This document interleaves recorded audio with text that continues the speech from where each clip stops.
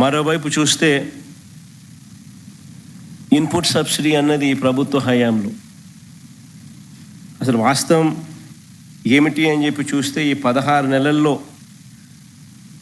ఈ 16 నెలలకు గాను అసలు ఎంత ఇన్పుట్ సబ్సిడీ ఈ ప్రభుత్వం ఇచ్చింది,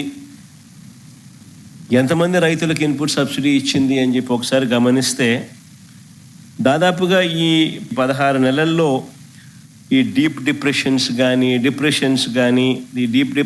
కానీ సైక్లోన్స్ కానీ ఇలాంటివి రాష్ట్రంలో పంటలు నష్టపోయిన పరిస్థితులు దాదాపుగా 2024 నుంచి చూస్తే జూన్ నుంచి చూస్తే దాదాపు 16 సార్లు ఉత్పన్నమైనాయి.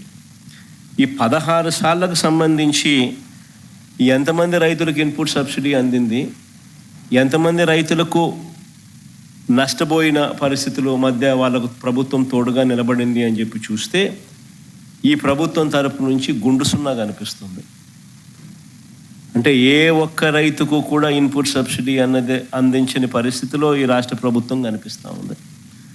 దాదాపుగా వీళ్ళు ఈ క్రాప్ చేయకుండా రైతులను నిర్లక్ష్యం చేసినప్పటికీ కూడా వాళ్ళ దగ్గర ఉన్న వాళ్ళ లెక్కల ప్రకారమే చూసినా కూడా దాదాపుగా 5.5 లక్షల మంది రైతులకు ఇన్పుట్ సబ్సిడీ రూపేణ 600 కోట్లు ఇవ్వాలని అది ఇవ్వకుండా ఎగరగొట్టిన పరిస్థితులు మనం చూస్తూ ఉన్నాం. మిర్చికి క్వింటాలకు 11,781 రూపాయలు ఇస్తాము, కొనుగోలు చేస్తాము అని చెప్పినారు క్వింటాలకు. ఆశ్చర్యం కలిగించే విషయం ఏంటంటే ₹1 ఇవ్వాల.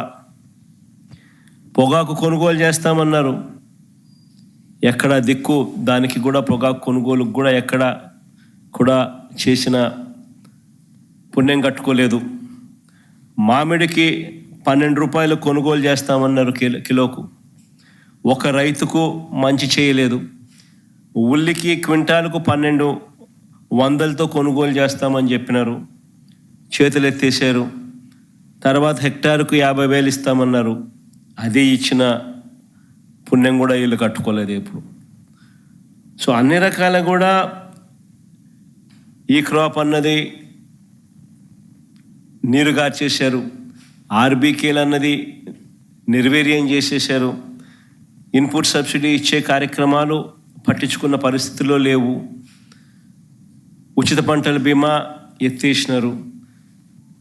ఏ పంటకు కూడా గిట్టుబాటు ధరలు రాని పరిస్థితిలో రైతు తీవ్రంగా ఈ 17 నెలలు చంద్రబాబు నాయుడు గారి పాలనలో నష్టపోయిన పరిస్థితులు మనం చూస్తూ ఉన్నాం.